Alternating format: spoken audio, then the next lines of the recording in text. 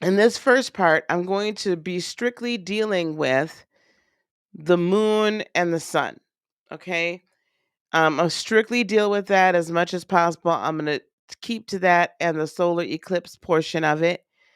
Um, and then what we're going to do, and depending upon how far we get with that, we're going to then talk about the other players in this part two. But you guys are going to get the whole thing all put together in one fell. Guys, I've been up late for the last, I don't know, 4 or 5 nights in a row, so it doesn't help. Okay, so we're going to talk about the sun and the moon in this particular one and the aspects that the sun and the moon are making with other planets. And then we're going to then also, I've got a ton of notes as you can see here, and I put them all separate just so that I could really get into some things on this level. Yep, we're going to pull these out. Okay. Um, and we're going to talk about solar eclipses, what that tends to mean, um, and what this particular solar eclipse means for us. Now, if I am not mistaken, and someone will correct me if I'm wrong, I believe that this solar eclipse, hold on, let's see, let's ask Google. What degree of Sagittarius is the galactic center?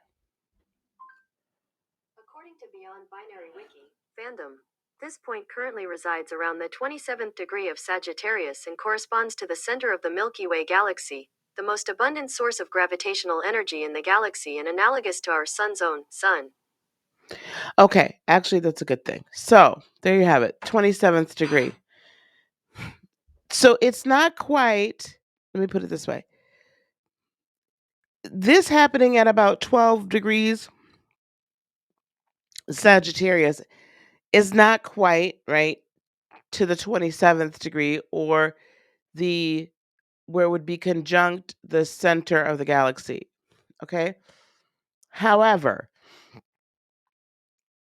it's going to be impacting, like, there's going to be this kind of ebb and flow of very strong Sagittarian energy that is occurring all the while through the entire lunation cycle, that being the new moon in Sag and then the full moon in Gemini. Okay. There's a lot. In fact, the full moon in Gemini will be right about at the galactic center, which will be very interesting. So I will say the midpoint or the climax of this entire lunation cycle in a couple of weeks, where there'll be some more eclipses and lots of things happening, is going to be happening right at the galactic center, which, as you just heard Google tell us, is like the strongest gravitational pull. So Sagittarius, even though it's a fire sign, because the galactic center resides within, can be a very powerful manifestation, realization, actualization, alchemic or alchemical sign to operate in. It's a sign of confidence. It can also be a sign of, oh, I'm not too sure. Like, I think that was a good idea, but I'm going to run off now. Um, it's a sign of curiosity. Jupiter rules it, rules this sign. So Jupiter is very much a gift giver, right? Very, very much a gift giver. And so Sagittarians and the Sagittarian energy is very giving. It's very fun loving. It's very curious. It can be it's very confident. It can be quite ambitious. Sometimes it can have a tad bit of narcissistic tendencies to it, though. That's the dark side. It can be overly confident. It can be reckless all at the same time. It is very optimistic and it is very active. So, what you're finding, I'm pretty sure, as we're coming, we're already in Sag season. It's well underway. Happy birthday, Sag. It's well underway. Now we're nearing the midpoint, and here we have this like amazing event happening within Sagittarius. Now, what we have happening here is, right, this solar eclipse, new moon, that is also conjunct Mercury, and we're going to discuss that a little bit as well. Um, that mercurial conjunction, even though it's moving away, right? So it's not applying, it's waning, but there's still some leftover. There's going to be some leftover residual. Um, I'm so sorry. Leftover residual energy from it in the way of wanting to communicate, in the way of your thought, your intellect, your thought process as we're moving into, because right now, Mercury is like over in this general vicinity, right? It scoots around pretty fast. So it's like right around here. So it's becoming into this application, right? Towards this conjunction. And so Mercury is, of course, the ruler of Gemini, communicative intellect. If you were born at the height, that's when the zenith, the most potent portion of the new moon, this is what your birth chart would look like. And so you would have all of this happening in your third house, in the house of Gemini. So Mercury is at home. And what this says to me immediately, with all of this activity going on in the third house, this is definitely the opportunity for us to change our minds. This is the opportunity for us to decide. This is the opportunity for us to decide what we're going to do. Are we going to follow our gut? Are we going to be confident? Are we going to be ambitious? Are we going to step into purpose? It is an energy of pushing us outside of our comfort zone. Okay. The solar eclipse makes this, the fact that it is indeed a solar eclipse all at the same time. Come on, come on. All at the same time of this being a new moon, that makes it just that much more absolutely intense. Bear with me 1 second, because we are not in it. Come on, babe. You can't be up here. There you go. It makes it just that more intense. And this a solar eclipse energy, when the moon eclipses the sun, rather, right, when the moon eclipses the sun, and from our point of view here on earth, the sun is blacked out. It is this intensive energy, right? The sun representing our solar plexus, our power, our ego, our id, who we are at the base of our being. That being blacked out, even just for a moment, but it's during the day, because this all, like, when this happens, this new moon, when it's completely conjunct, is like, well, I guess it's 1:47. Is it AM or PM? I have to look at this again. Bear with me 1 second. Hey, Eastern Star, how are you? Let me look at this. Hold on.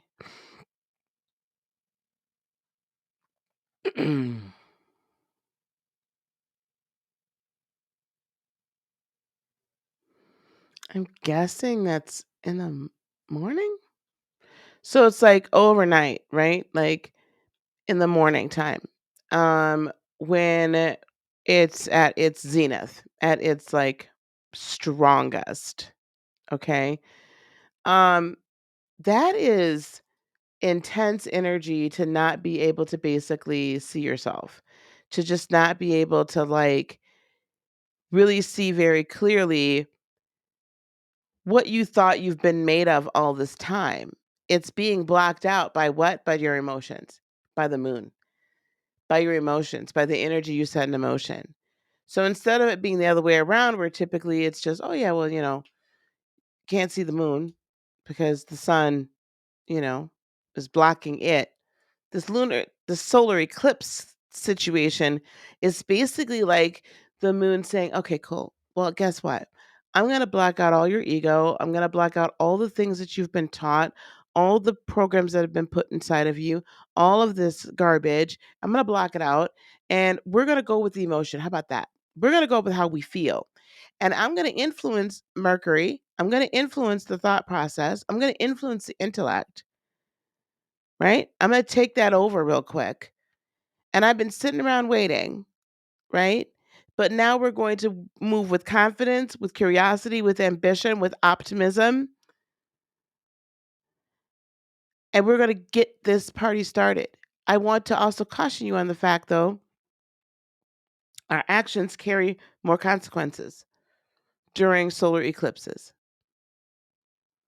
During this season, during this moment, during this time period, our actions carry much deeper, much deeper consequences than before, right? So be careful what you're setting into motion. Be careful what you wish for. It just might come true.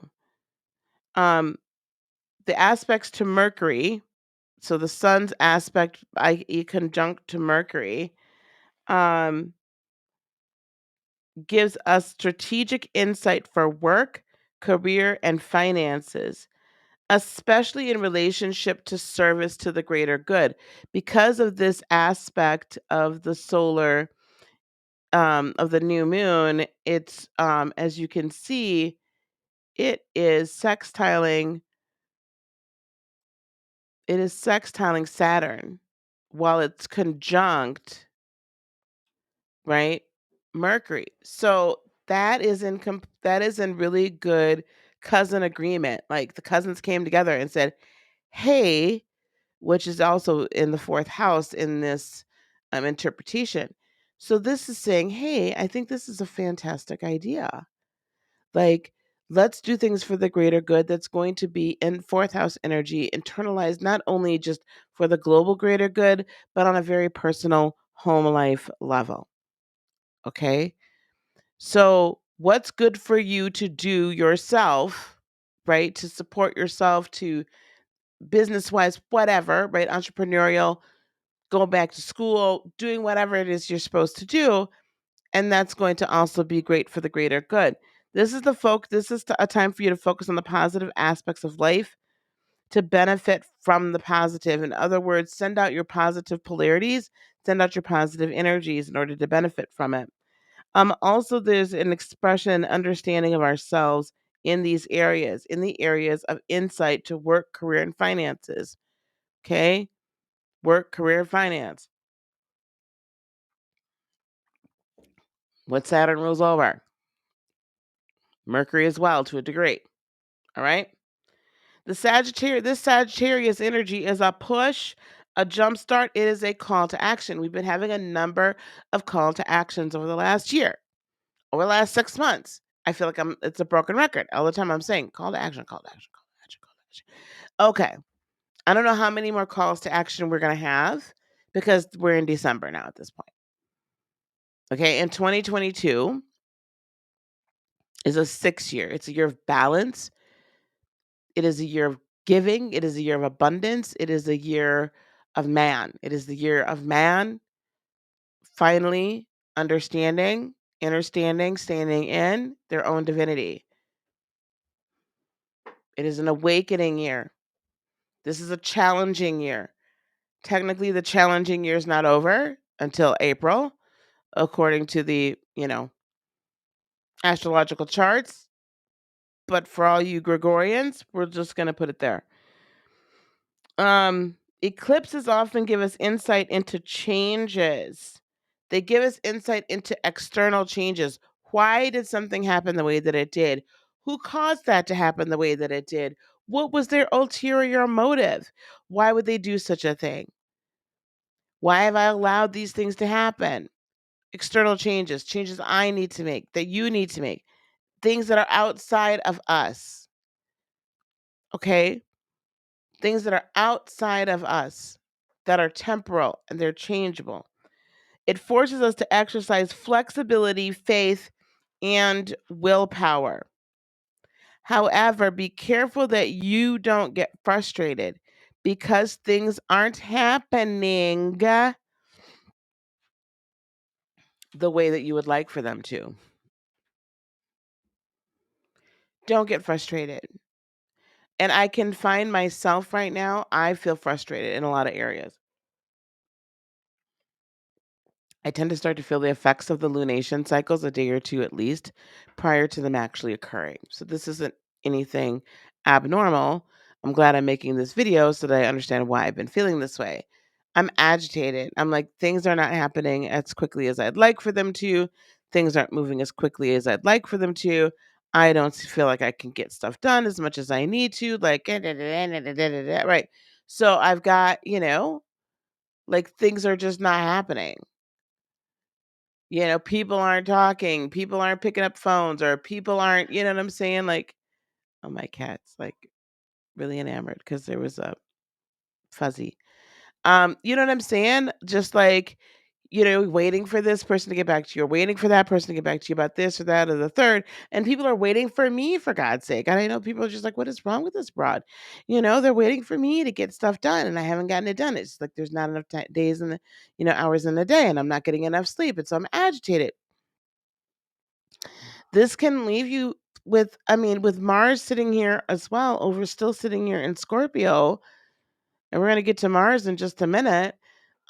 That can just agitate you anyway, because you're always looking for like the other shoe to drop, or you're just convinced that there's something behind the curtain there, and for God's sake, and don't and oh my gosh, and the South Node's about to head into freaking Scorpio. God bless us all. Don't eat that. Don't do that. You'll electrocute yourself. She's trying to chew on a plug. Anyway, but what's interesting too is that Saturn in Aquarius, although it's like second home, it ruled, I shouldn't say second home, because it ruled Aquarius until the discovery of Uranus, right? For quite some time. So it's equally as home in Aquarius as it is in Capricorn, even though they have very, very different energies, that it can get a little agitated in there.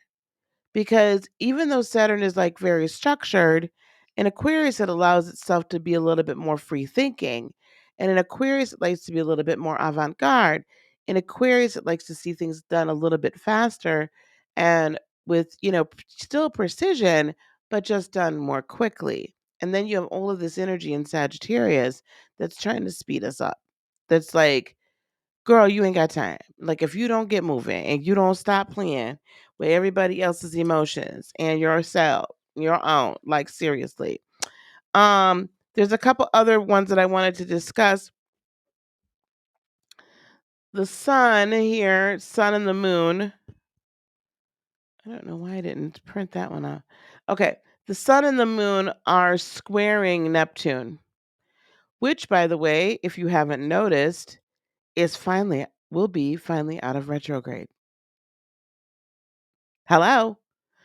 So if you haven't noticed, like this like relief of it feels like, okay, I thought we were in the freaking twilight zone and people just were not understanding what was really going on, and you were seeing all this stuff, but people weren't getting it.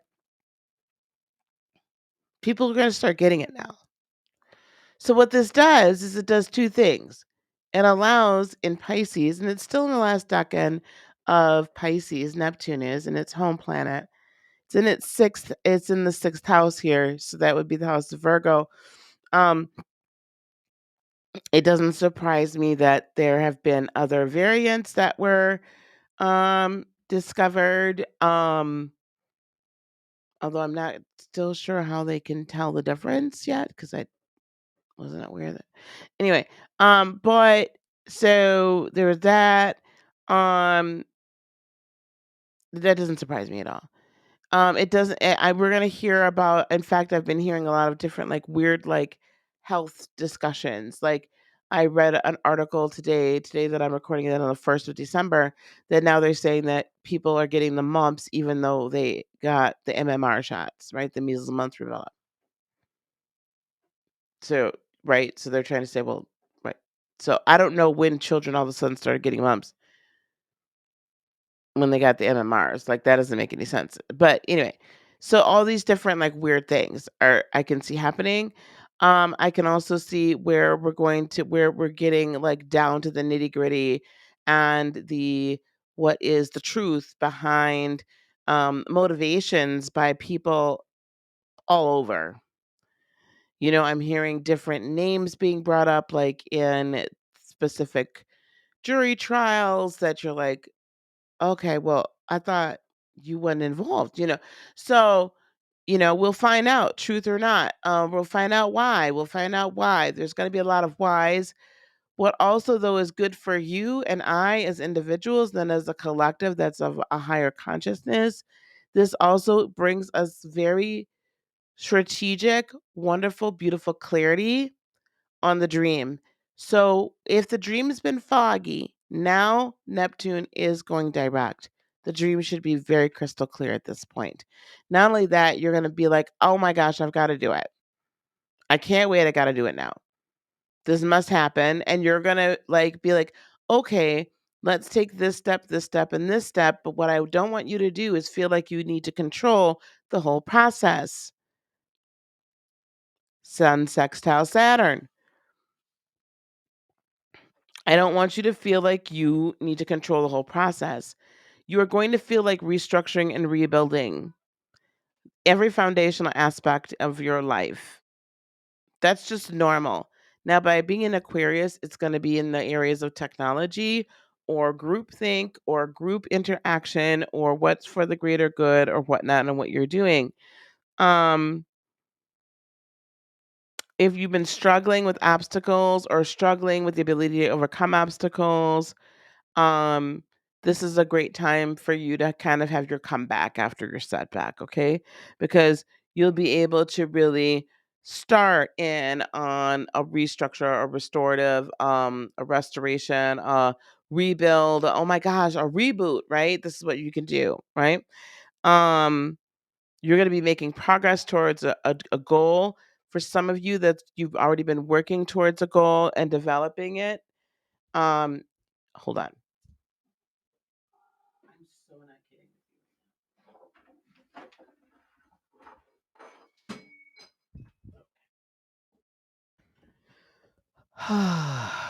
um, for some of you that are not that haven't been able to reach a goal, this is really going to allow you to kind of make that comeback. Put in new technologies that you've not up until now thought, oh, I could use this. You're going to be able to know what to use. Okay. If you've needed help at all, or you've needed to create supportive networks, this is your time to do so. The sun sextiling Saturn is like saying, where's your tribe?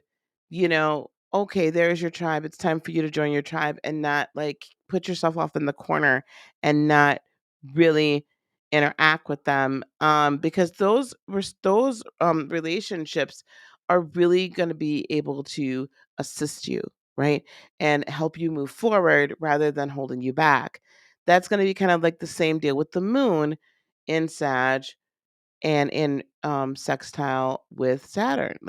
It's going to be like this really cool love fest, touchy feely kind of, not in a bad way, but it's going to be this loving, bring back that love and feeling, right? Oh, that love and feeling. Bring back that love and feeling, right? Okay. Anyway, so bring it back. Okay, so just bring it on back. So you're gonna be, yeah, right. You're gonna be kind of nostalgic about the whole situation or whatever, whatever. And also you're finally gonna feel so confident in those dreams that have been hanging around in Pisces and in Neptune that you thought were completely impossible.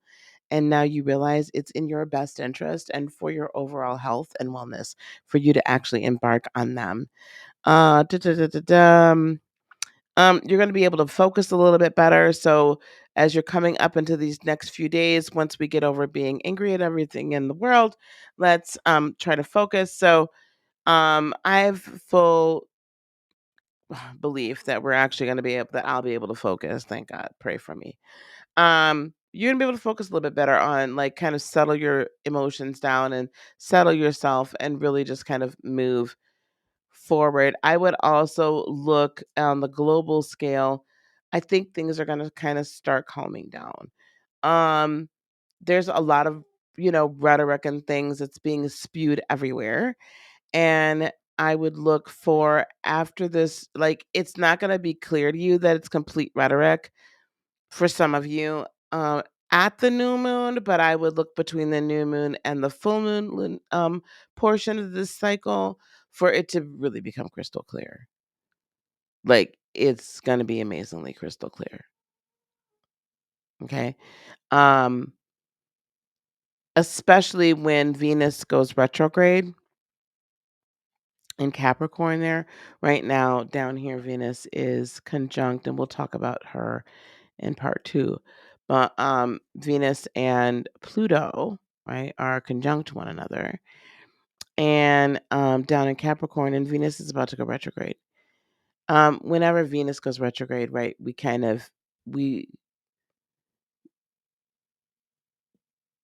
we don't choose to continue to see the beauty in everything, and we can finally see things at face value. So I feel like this, now again, the moon, the sun, and Mercury all squaring up against Neptune is definitely one of those, like, I'm challenging a status quo. At the same time, I'm wanting to shoot for my dreams. At the same time, I'm really peeping game that you've been, like, holding me back all this time. You've been, might not have been telling me the truth. So there's a lot of that type of energy that's really going on at this point. And what's weird with this solar eclipse and new moon, a lot of times I'll have multiple, aspects. Oh, the sun's here, the sun's here, the moon's here. We don't. Like, the sun and the moon are really only interacting pretty much with two planets, Neptune and Saturn. Well, three planets, Mercury. That kind of says to me the sun and the moon is basically saying, this is the energy we've got. Listen, we got big thoughts, big dreams, right? And a big something something sedan, right? Um, but it's time for you to poop or get off the pot. And we're going to show you all the lies that have been told to you before. We're going to show you, we're going to give you the peek behind the curtain. We're going to give you the confidence to step out and do something new and, bring something to the game. And we're going to show you that this is for the world's, the betterment of humanity. But we can't force you to do a darn thing. Okay. So therefore, we're not gonna. We're just not gonna force it. But we're gonna show you everything you need to know. And it's honest to goodness up to you whether or not you're gonna, go along with the program. Okay.